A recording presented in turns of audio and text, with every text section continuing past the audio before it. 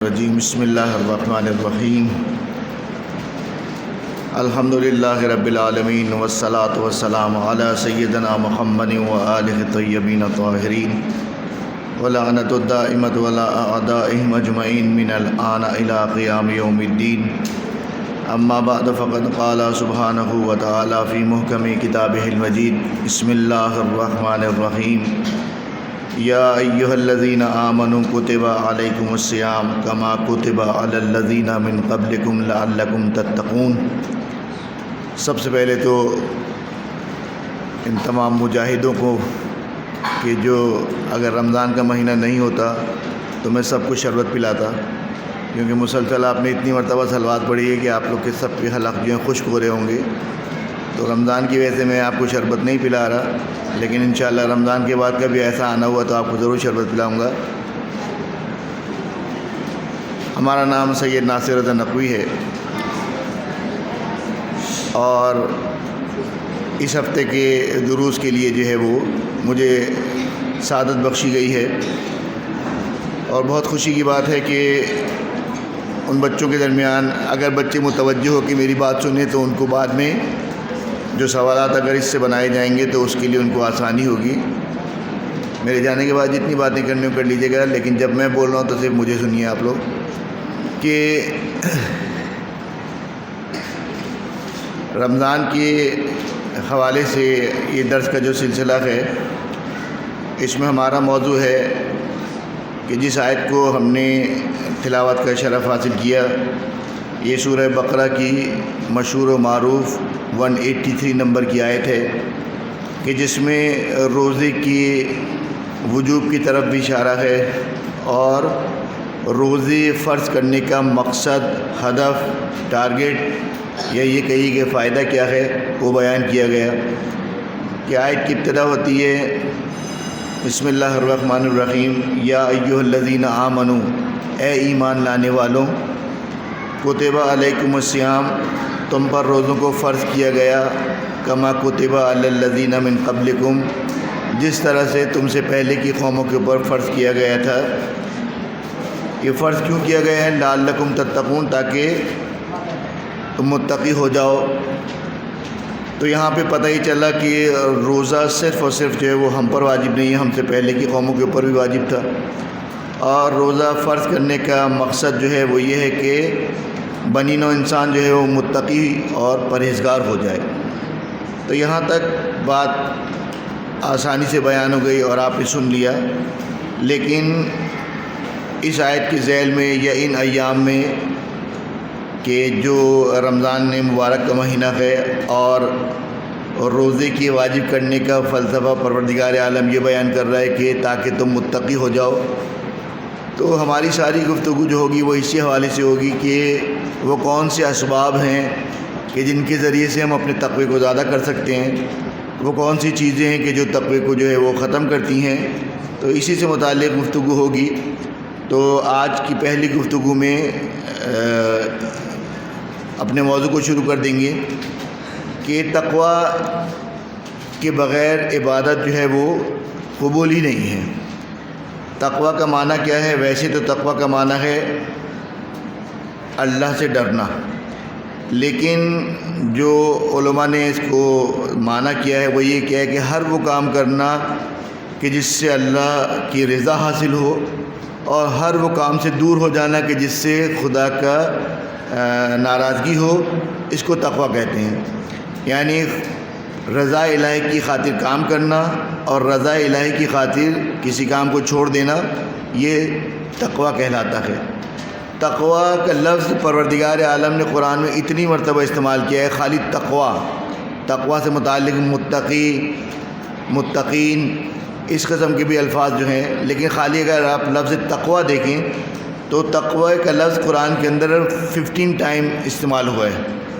یعنی اس کی آپ اہمیت کو اندازہ لگائیں کہ خالی لفظ تقوی 15 مرتبہ 15 ٹائم ہے، اس کے علاوہ متقین ہے، یتقون ہے، اتقی ہے، اس طرح کے جتنے بھی تقوی سے متعلق ریلیٹڈ لفظ ہیں وہ الگ استعمال ہوئے ہیں، خالی لفظ تقوی 15 ٹائم استعمال ہوا ہے۔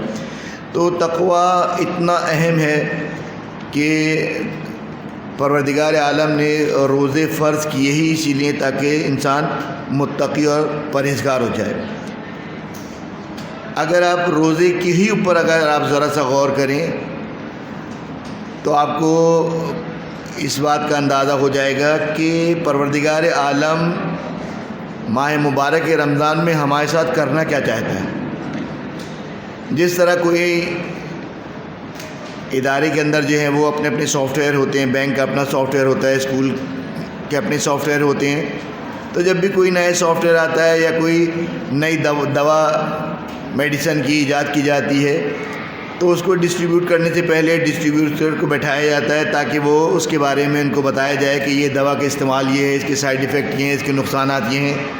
اسی طرح جب کوئی نیا سافٹ ویئر بنایا جاتا ہے تو اس ادارے کے لوگوں کو جمع کر کے بٹھایا جاتا ہے اور اس سافٹ ویئر کو کیسے چلایا جائے گا، اس سافٹ ویئر سے کیسے استفادہ کیا جائے گا، اس سافٹ ویئر کا فائدہ کیا ہے، اس سافٹ ویئر کا نقصان کیا ہے، یہ ساری چیزیں بتائی جاتی ہیں۔ اسے کہتے ہیں کیمپ۔ کہ مثلا کوئی نئے سافٹ ویئر آیا ہے، اس سافٹ ویئر کو اپنی کمپنی کے لوگوں کو، اپنے اسکول کے اسٹاف کو سکھانے کے لیے 3 دن کا کیمپ لگایا جاتا ہے تاکہ وہ اس سافٹ ویئر کے متعلق معلومات حاصل کریں، اس کو کیسے چلانا ہے، کیسے اس کو استعمال کرنا ہے۔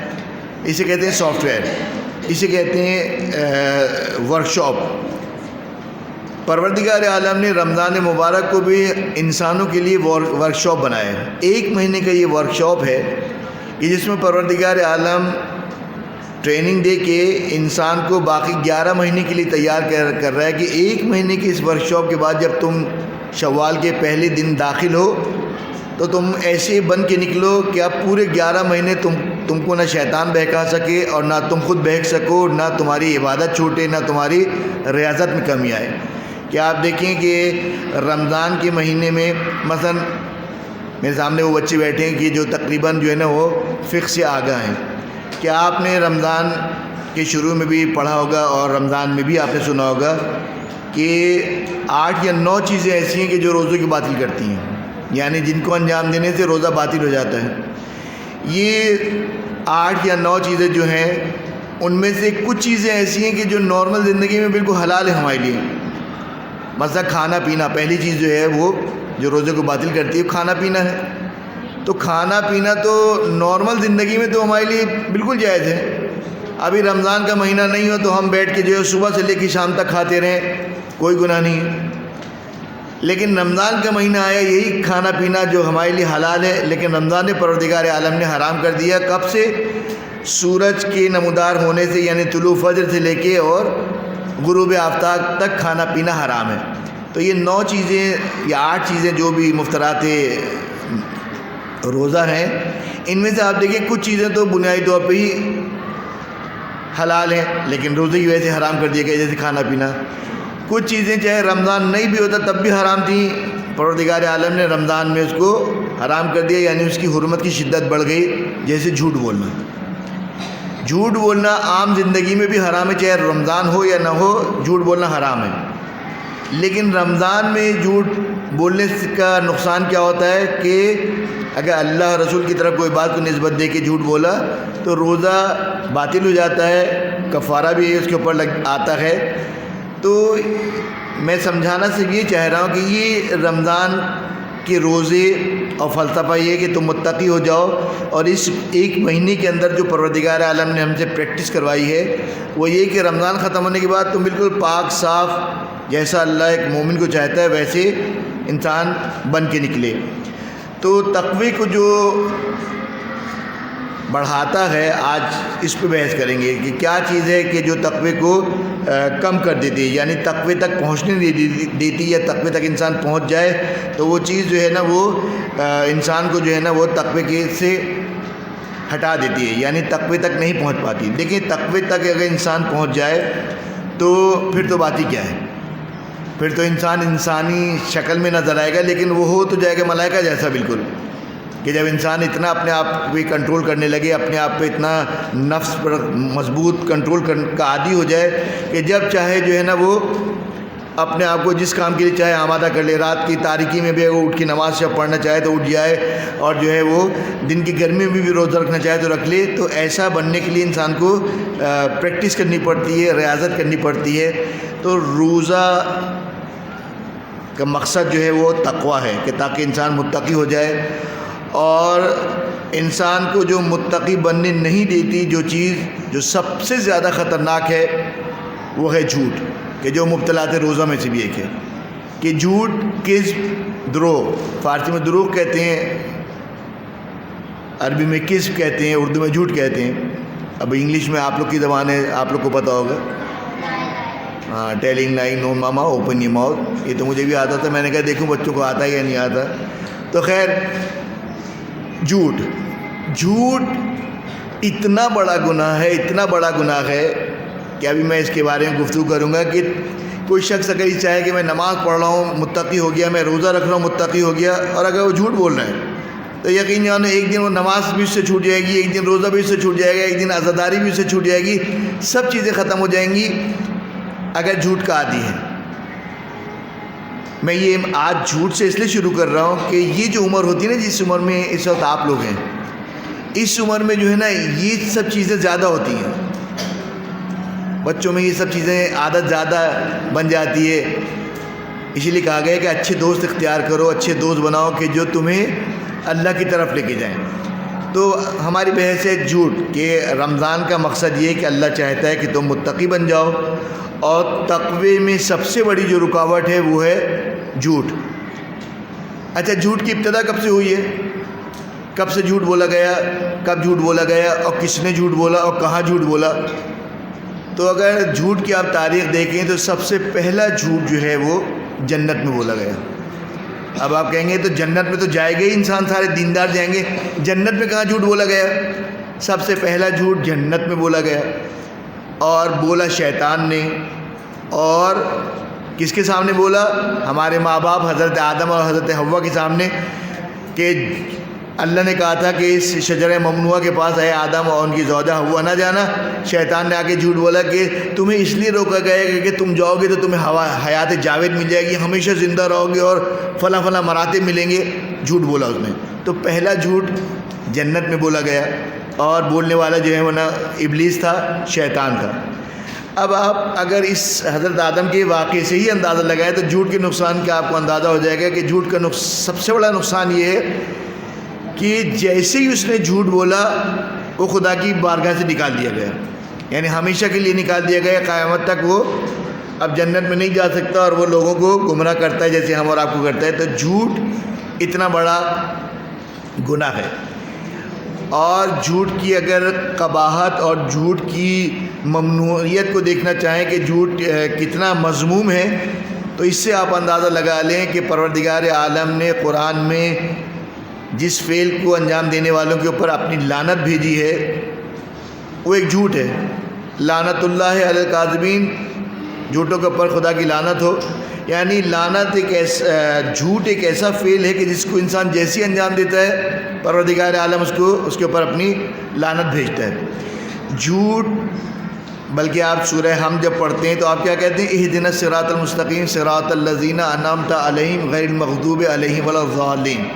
کہ پروردگارہ ہمیں صراط مستقیم پر باقی رکھ، ان کے راستے پر کہ جن پر تو نے اپنی نعمتیں نازل کی، نہ کہ ان کے راستے پر کہ جس پہ تو غضبناک ہوا.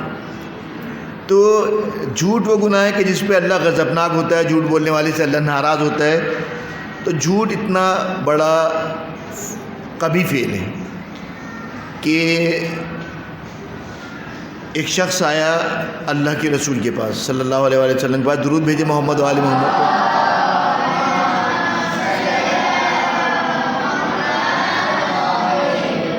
مدینے میں ایک شخص آیا اللہ کے رسول کے پاس اور کہا کہ اے اللہ کے رسول،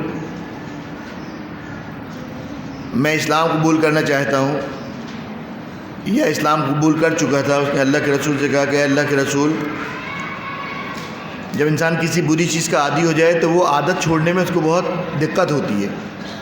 جیسے بعض بچے گالیاں دیتے ہیں، اگر انہوں نے ابھی سے اپنے آپ کو کنٹرول نہیں کیا تو بڑے ہونے کے بعد بھی یہ چیز ان کی زبان پہ جاری رہے گی. انشاءاللہ کہیں موقع ملا تو اس پہ گفتگو کروں گا کہ یہ بہت بری عادت ہے کہ برے الفاظ استعمال کرنا، کسی کا مذاق اڑانا، کسی کا نام رکھ دینا. مثلا چھوٹا قد ہے تو اس کو جو ہے نا مثلا جو ہے وہ ناٹا کہنا شروع کر دیا, یا کسی کا کلر ڈارک ہے تو اس کو بھوت کہنا شروع کر دیا. یہ سب وہ چیزیں ہیں کہ جس کو اگر ابھی سے آپ نے کنٹرول نہیں کیا تو یہ آگے جا کے جو ہے نا وہ آپ کو تقوی سے دور کر دیں گی, ہدایت سے ہٹا دیں گی. تو خیر ہمارا موضوع آج یہ نہیں, ہمارا موضوع تو جھوٹ ہے. کہ جھوٹ اتنا مذموم ہے کہ ایک شخص آیا اللہ کے رسول کے پاس اور آنے کے بعد کہا کہ اے اللہ کے رسول, میری کچھ عادتیں ایسی ہیں کہ جو چھوٹے نہیں چھوٹتی. مثلا میں جھوٹ بولنے کا عادی ہوں, اب مجھ سے جو ہے نا جھوٹ چھوڑا نہیں جاتا. میں تہمت لگانے کا عادی ہوں, مجھ سے تہمت لگانا چھوڑا نہیں جاتا. میں غیبت کرنے کا عادی ہوں, مجھ سے غیبت نہیں چھوڑی جاتی. میں گانا سننے کا عادی ہوں, مجھ سے گانا نہیں سنا جاتا. اس طرح کئی سارے اس نے اپنے گناہ بتائے اور کہا کہ اللہ کے رسول میں کوشش بھی کرتا ہوں لیکن یہ گناہ نہیں چھوڑ پاتا ہوں. تو آپ اگر یہ کہہ دیں, مجھے اجازت دے دیں کہ ان میں سے کوئی ایک گناہ کے بارے میں اگر آپ کہہ دیں نا کہ یہ چھوڑ دو, تو میں اس کو چھوڑ دوں گا. سب کو تو نہیں چھوڑ سکتا, بڑا مشکل کام ہے میرے لیے. تو آپ کوئی ایک ان میں سے کام گناہ جو میں نے آپ کو بتائیں گے, ان میں سے کوئی ایک گناہ کہہ دیں کہ تم اس کو چھوڑ دو تو میں اس کو چھوڑ دوں گا. اللہ کے رسول نے کہا تو جھوٹ بولنا چھوڑ دو. اس نے کہا آپ نے کہا جھوٹ بولنا چھوڑ دو, میں جھوٹ بولنا چھوڑ دوں گا. اس نے جھوٹ بولنا چھوڑ دیا. کچھ دنوں کے بعد آیا, کہا کہ اے اللہ کے رسول آپ نے ایک گناہ جھوٹ بولنے کو کہا تھا, میں نے جھوٹ بولنا چھوڑا. آہستہ آہستہ سارے گناہ خود بخود مجھ سے چھوٹ گئے. یعنی اس واقعے سے کیا پتہ چلتا ہے کہ جھوٹ جو ہے نا وہ سارے گناہوں کا سرچشمہ ہے. جھوٹ کی وجہ سے سارے گناہ, جس طرح اگر آپ مٹھائی یہاں ڈال دینا تو آپ دیکھیں خود بخود کاکروچ آنا شروع ہو جائیں گے. آپ نے کاکروچ کا اعلان نہیں کیا, انویٹیشن نہیں بھیجا, لیکن جیسے ہی مٹھائی کا ٹکڑا گرے گا خود بخود کاکروچ آنا شروع ہو جائیں گے, چیونٹی آنا شروع ہو جائے گی, حشرات الارض آنا شروع ہو جاتے ہیں. کیوں؟ اس لیے کہ اس مٹھائی کی خوشبو جو ہے نا ان کو, اس جانوروں کو کھینچ کے لا رہی ہے. اسی طرح گناہ ہے کہ جب انسان جھوٹ بولتا ہے نا, اب یہ جھوٹ جو ہے نا باقی ساری خرابیوں کو خود بخود گھسیٹ کے لاتی ہے, باقی ساری برائیوں کو خود بخود لے کے آتی ہیں. اسی لیے یہ جھوٹ اتنا مذموم ہے. ٹائم ختم ہو رہا ہے, جلدی جلدی میں بیان کروں کہ یہ جھوٹ اتنا مذموم ہے کہ جھوٹ بولنے کی نہ مذاق میں اجازت ہے نہ سنجیدگی میں اجازت ہے. شریعت توضیح مسائل آپ جا کے دیکھیں کہ مذاق میں بھی جھوٹ بولنا جائز نہیں, حرام ہے. اور جھوٹ گناہ کی دو قسمیں نا ہمارے پاس, گناہ کبیرہ اور گناہ صغیرہ. جھوٹ کا شمار جو ہے گناہان کبیرہ میں ہوتا ہے. یعنی گناہان کبیرہ یعنی بڑا گناہ, اتنا بڑا گناہ ہے کہ اس کے بعد انسان کو جو ہے کثرت سے استغفار کرنی پڑتی ہے اور کرنی پڑے گی, کیونکہ گناہ بہت بڑا ہے.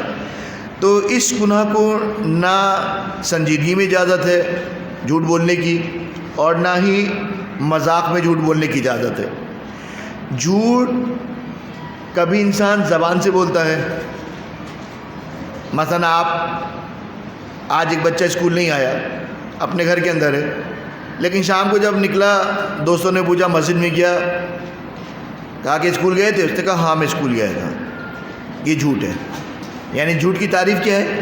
جھوٹ کی تعریف یہ ہے کہ جو چیز واقع نہیں ہوئی اس کی خبر دینا, خلاف واقع خبر دینا. اسکول نہیں گئے تھے, دوستوں نے کہا کہ میں اسکول گیا ہوں.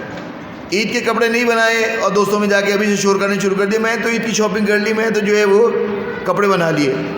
یہ جھوٹ ہے, کیونکہ ابھی آپ نے بنائے نہیں. تو جھوٹ زبان سے ہی بولا جاتا ہے کہ مثلا جیسے انسان اسکول نہیں آئے بچہ اور اپنے دوستوں سے کہے کہ میں آج اسکول گیا تھا. انسان جھوٹ اشارے سے ہی بولتا ہے. انسان جھوٹ خاموش رہ کے بھی جھوٹ بولتا ہے. اب یہ کیسے جھوٹ بولتا ہے؟ ایک دفعہ جھوٹ یہ ہوتا ہے کہ آپ نے خود زبان سے کوئی چیز بولی, وہ جھوٹ ہے. مثلا میں نے فجر کی نماز قضا کی, اللہ نہ کرے کسی کی فجر کی نماز قضا ہو, مثال دے رہا ہوں کہ نماز قضا کی اور صبح اسکول میں ٹیچرز نے پوچھا یا دوستوں نے پوچھا یا کسی دوست نے اپنا واقعہ سنایا کہ آج میں صبح نماز کے لیے اٹھا, مجھے بڑی نیند آ رہی تھی. آپ نے کہا ہاں میں بھی اٹھا تھا نا, تو آج مجھے بڑی نیند آ رہی تھی, جبکہ آپ تو صبح نماز کے لیے نہیں اٹھے. تو یہ جھوٹ جو آپ نے بولا ہے یہ زبان سے بولا ہے, یہ بھی جھوٹ ہے. ایک دفعہ جھوٹ یہ ہوتا ہے کہ آپ جھوٹ زبان سے نہیں بول رہے, آپ اپنے اعضاء و جواری کے ذریعے سے جھوٹ بول رہے ہیں. مثلا آپ کو پتہ ہے کہ سامنے والا لڑکا جھوٹ بول رہا ہے اور اس نے کوئی خریداری نہیں کی ہے، اس نے کہا کہ میں نے عید کی شاپنگ کر لی ہے، اس سے پوچھ لو، اپنے برابر والے دوست سے کہا اس سے پوچھ لو. آپ نے کہا کہ منہ سے جھوٹ بولنا حرام ہے نا، میں منہ سے تو نہیں بول رہا ہوں، میں نے اشارہ کر دیا. یعنی آپ نے اس کی جھوٹ کی تائید کی گویا آپ نے بھی جھوٹ بولا. تو جھوٹ کبھی انسان زبان سے بولتا ہے، کبھی انسان جو ہے نا وہ آزے و جواری کی تائید کے ذریعے سے، کبھی خاموش رہ کے، یہ سارے جھوٹ میں آتے ہیں. تو جھوٹ کی مذمت اتنی زیادہ ہے کہ جھوٹ انسان جب بولتا ہے تو خدا کی مغضوب یعنی خدا کی ناراضگی اس کے اوپر آ جاتی ہے، اور جب خدا کی ناراضگی آ جائے تو پھر وہ ظاہر تقوی کے قریب نہیں جا سکتا. اسی لیے جو ہے نا وہ جھوٹ کے لیے بہت تاکید ہے کہ انسان جھوٹ نہ بولے، اور حتی الامکان جھوٹ نہیں بولنا ہے، لیکن چند موقع پہ جھوٹ بولنے کی اجازت ہے. کہ جیسے کبھی کسی کی مومن کی جان کا مسئلہ آ جائے، مثلا دشمن اس کو قتل کرنے کے لیے ڈھونڈ رہے ہیں، اور آپ نے اس کو دیکھا جاتے ہوئے کہ وہ مثلا جو ہے نا وہ اس طرف گیا ہے، سیدھے ہاتھ کی طرف. دشمن آیا، اس نے آگے پوچھا کہ وہ فلاں شخص کہاں گیا ہے. آپ کو پتہ ہے میں اس کو اگر سچ بتا دوں گا کہ یہ اس طرف گئے تو یہ اس کو جا کے جو ہے وہ قتل کر دے گا. تو یہاں پہ مومن کی جان بچانا واجب ہے. تو یہاں پہ شریعت آپ کو اجازت دے رہی ہے کہ آپ جھوٹ بول سکتے ہیں. وہ بھی جھوٹ کیوں بولا جا رہا ہے؟ کیونکہ کسی مومن کی جان بچانی ہے. تو اگر مومن کی جان بچانی ہے تو جھوٹ بول سکتا ہے. مومن میں صلح کرانی ہے تو جھوٹ بول سکتا ہے. دو دوستوں کے اندر ناراضگی ہو گئی اور ایک دوسرے کے بارے میں بدظن ہے، تو شریعت اجازت دیتی ہے کہ آپ مڈل مین ہیں، آپ اس کے پاس جائیں، کہیں کہ اس سے بات کیوں نہیں کر رہے؟ کہا نہیں میں اس سے ناراض ہوں. کہا نہیں وہ تو تمہاری بڑی تعریف کر رہا تھا، وہ تو کہتا ہے یہ اتنا اچھا میرا دوست تھا، یہ میرے برے وقتوں میرے کام آتا تھا، اور یہ ہے وہ ہے، جبکہ جھوٹ ہے، اس نے کچھ نہیں کہا. اسی طرح اس کے پاس سے اٹھے، پہلے دوست کے پاس آئے، اس سے پوچھا کہ اس سے کیوں نہیں مل رہے؟ کہا نہیں میں ناراض ہوں، وہ بڑا بد اخلاق ہے. اب یہاں پہ شریعت آپ کو اجازت دے رہی ہے کہ دو دوستوں کو، دو مومن کو ملانے کے لیے آپ جھوٹ بول سکتے ہیں. آپ نے کہا نہیں وہ تو تمہاری بڑی تعریف کر رہا تھا، وہ تو تمہاری اخلاق کی بڑی تعریف کر رہا تھا، اور تمہارے بارے میں قصے بتا رہا تھا کہ بڑا اچھا ہے اور دوست ہے اور یہ وہ ہے. اگرچہ یہ آپ نے جھوٹ بولا، لیکن یہ جھوٹ شریعت اجازت دے رہی ہے کہ دو مومن کو اگر جوڑنا ہو تو جھوٹ بول سکتے ہو. اگر جو ہے وہ کسی مومن کی جان بچانے کے لیے جھوٹ بولنا پڑے تو جھوٹ بول سکتے ہو، لیکن اس کے علاوہ جو ہے وہ جھوٹ بولنے کی اجازت نہیں ہے. جھوٹ کے مضر اثرات یہ ہیں، نقصانات یہ ہیں کہ جھوٹ بولنے کا سب سے بڑا نقصان تو یہ ہے کہ خدا کی بارگاہ سے راندے درگاہ کر دیا جائے گا، جیسے شیطان کر دیا گیا. شیطان اتنا بڑا عبادت گزار تھا کہ 2 رکعت نماز، ہماری تو سیکنڈ کی سوئی مکمل نہیں ہوتی، ہماری 2 رکعت نماز ہو جاتی ہے. شیطان اتنا بڑا نمازی پرہیزگار تھا کہ 2 رکعت نماز 2000 سال میں جو ہے وہ پڑھتا تھا. تو سوچے اس کے رکوع کتنا لمبا ہوگا، اس کا سجدہ کتنا لمبا ہوگا، اس کا قیام کتنا لمبا ہوگا. لیکن جب اس نے معصیت کی، پروردگار کی، تو پروردگار عالم نے اس کو اپنی جنت سے نکال دیا. تو پہلا جھوٹ کا نقصان یہ ہے کہ خدا کی نظروں سے گر جاؤ گے. دوسرا نقصان یہ ہے کہ معاشرے کے اندر تمہارا اعتماد ختم ہو جائے گا. اگر کسی کے بارے میں یہ مشہور ہو جائے کہ یہ جھوٹا ہے تو معاشرے سے اس کا اعتماد ختم ہو جاتا ہے، لوگ اس کی بات پہ یقین نہیں کرتے. وہ لاکھ کہہ جا رہا ہے کہ گولی مار میں اس وقت جو ہے نا بڑا جھگڑا ہو رہا ہے، وہاں سے نہیں جانا، کوئی بھی یقین نہیں کرے گا. جس کو گولی مار سے گزرنا ہوگا، گولی مار سے ہوتا ہوا اپنے گھر چلا جائے گا. جھوٹ کا ایک نقصان یہ ہے کہ تمہاری پرسنالٹی خراب ہو جاتی ہے. شریعت کی نگاہوں میں آپ کی گواہی قبول نہیں ہوگی جو جھوٹ بولتا ہے. حتیٰ اگر اس نے چاند بھی دیکھا ہے، جیسے ابھی ماہ مبارک رمضان کا چاند ہوا اور میں نے چاند نہیں دیکھا، لیکن مجھے معلوم کرنا ہے کہ چاند ہوا یا نہیں ہے، اور میں نے لوگوں سے پوچھنا شروع کیا.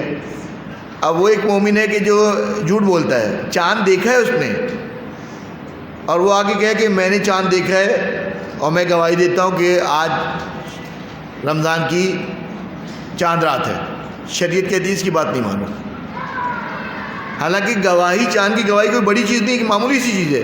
شریعت کہتی ہے کہ اس میں بھی اس کی گواہی نہیں چلے گی. وہ اگر کسی معاملے میں، شرعی مسئلے میں گواہی دینا چاہے، حتیٰ چاند کی بھی گواہی دینا چاہے، تب بھی اس کی گواہی نہیں چلے گی. تو یہ جو گناہ ہے یہ توفیقات کو سلب کرتا ہے، خدا کی ناراضگی کو جو ہے وہ قریب کرتا ہے، اور تقرب الہی یعنی تقوی سے انسان کو دور کرتا ہے. تو انشاءاللہ آج کے حد تک، کیونکہ ٹائم پورا ہو گیا اور 1-2 منٹ رہ گئے، کہ اس گناہ کے جو جھوٹ ہے جسے کذب کہا جاتا ہے، اس سے حتی الامکان، حتیٰ جو میں نے ابھی بیان کیا نا، یہ اس لیے بیان کیا آپ کے لیے، بچوں کے لیے، کہ بچے مذاق میں بہت جھوٹ بولتے ہیں. وہ سمجھتے ہیں مذاق کر رہا ہوں میں. مذاق میں بہت جھوٹ بولا جاتا ہے. گھڑی اپنے بھائی کی پہن کے آگے کلاس سے کسی بچے نے پوچھا یہ گھڑی بڑی اچھی پہنی، کہا کل ہی تو خریدی میں نے. یہ جھوٹ میں آ گیا. اس کا فائدہ کیا ہوتا ہے کہ انسان کبھی جھوٹ بولتا ہے اپنی کسی فائدے کو حاصل کرنے کے لیے، تو وہ تو پھر بھی سمجھ میں آتا ہے کہ میں اگر جھوٹ بول کے 5,000 روپے کمانا چاہ رہا ہوں تو عقل کہتی ہے کہ چلو 5,000 تو جیب میں آ رہے ہیں نا، اگرچہ یہ بھی حرام ہے. لیکن ایک دفعہ انسان جھوٹ بولتا ہے اس کا کوئی فائدہ نہیں ہوتا، نہ اس کی جیب میں کچھ آ رہا ہے، نہ اس کو کوئی مالی فائدہ ہے، نہ کوئی اس کو کوئی فائدہ ہے، جھوٹ بول رہا ہے. تو یہ تو سراسر نقصان میں. مثلا وہی گھڑی والی مثال لے لیں. گھڑی بڑی اچھی پہنی ہے، ہاں میں نے کل ہی خریدی ہے، بھائی کی گھڑی ہے، پہن کے آگے پوز مار رہے ہیں کہ میں نے خریدی ہے. تو اس جھوٹ بولنے میں فائدہ کیا ہوا؟ اس جھوٹ بولنے میں تو سراسر نقصان ہونا. گھڑی آپ کی ابھی گھر جاؤ گے تو بھائی 2 ہاتھ لگا کے میری گھڑی پہن کے کیوں گئے تھے؟ تو اس میں تو سراسر نقصان ہے. تو جھوٹ کے فائدے ہے ہی نہیں، نقصان ہی نقصان ہے. تو آپ حضرات چھوٹے بچوں کے لیے کہہ رہا ہوں کہ ابھی سے اس عادت کو، کہ دیکھیں جو عادت مضبوط ہو جاتی ہے نا، پھر اسے چھوڑنے میں بہت ٹائم لگتا ہے. ابھی آپ لوگ چھوٹے ہیں، ابھی سے اگر ان سب چیزوں پہ کنٹرول کریں گے، مذاق میں بھی جھوٹ نہیں بولیں، اور خصوصاً والدین کے سامنے، ٹیچرز کے سامنے، ڈاکٹرز کے سامنے کبھی بھی جھوٹ نہیں بولیے گا. دوسروں کی نسبت ان کے سامنے جھوٹ بولنے میں نقصان زیادہ ہے. اگر والدین کے سامنے آپ سچ نہیں بولیں گے تو والدین کبھی آپ کے بارے میں صحیح فیصلہ کر ہی نہیں پائیں گے. اگر آپ ٹیچرز کے بات کو اپنے صحیح، جو ٹیچرز آپ سے پوچھ رہے ہیں آپ اس کو صحیح جواب نہیں دیں گے، جھوٹ بولیں گے، تو ٹیچر آپ کے بارے میں صحیح راستے کا تعین نہیں کر پائیں گے. جب صحیح راستے کا تعین نہیں ہوگا تو پھر آپ کلاس میں کمزور رہیں گے. اسی طرح ڈاکٹرز کے پاس، جب انسان ڈاکٹر کے پاس جائے تو سچ بولے. ڈاکٹر کہے کہ سینے میں درد ہو رہا ہے تو کہو کہ ہاں درد ہو رہا ہے. کان میں درد ہو رہا ہے تو کہو درد ہو رہا ہے. بعض دفعہ بچے ہوتے ہیں اسکول کی چھٹی لینے کے لیے خواہ مخواہ جو ہے بیمار بنتے ہیں، ڈاکٹر کے پاس آتے ہیں، ڈاکٹر صاحب چکر آ رہے ہیں، وومیٹنگ ہو رہی ہے، اور یہ ہو رہا ہے وہ ہو رہا ہے، تاکہ ٹیچر لکھ کے دے دیں کہ ہاں یہ جو ہے وہ 2 دن تک اسکول نہیں آ سکتا کیونکہ یہ اس کی طبیعت صحیح نہیں ہے. اب آپ نے ڈاکٹر کے سامنے جھوٹ بول دیا، اس نے آپ کو دے دی دوائیں. اب جو یہ دوائیں ہیں نا، جھوٹ بولنے کا گناہ تو الگ، یہ جو بغیر مرض کے جو دوا کھائیے نا، اب اس کا جو سائیڈ ایفیکٹ ہوگا اس کے نقصانات الگ.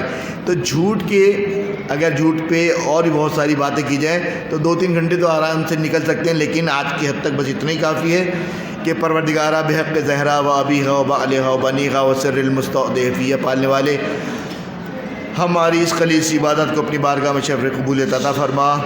ان تمام بچوں کو صحت و تندرستی کے ساتھ دینی و دنیاوی تعلیم سے آراستہ فرما، اور ان سب سے زمانے کے امام کو راضی خوشنود فرما، اور ان سب کو جو ہے امام زمانہ کے لشکر میں شامل فرما، اور ان سب کے والدین، ان کے ٹیچرز، ان کے اساتذہ کے سائے کو ان کے سروں پہ قائم و دائم فرما. ان سب بچوں کو اپنے والدین، اپنے ٹیچرز کا احترام، ادب، عزت کرنے کی توفیق نصیب فرما. ربنا تقبل منا انک انت السمیع العلیم وتب علینا انک انت التواب الرحیم برحمتک یا ارحم الراحمین. درود بھیجے محمد و آل محمد.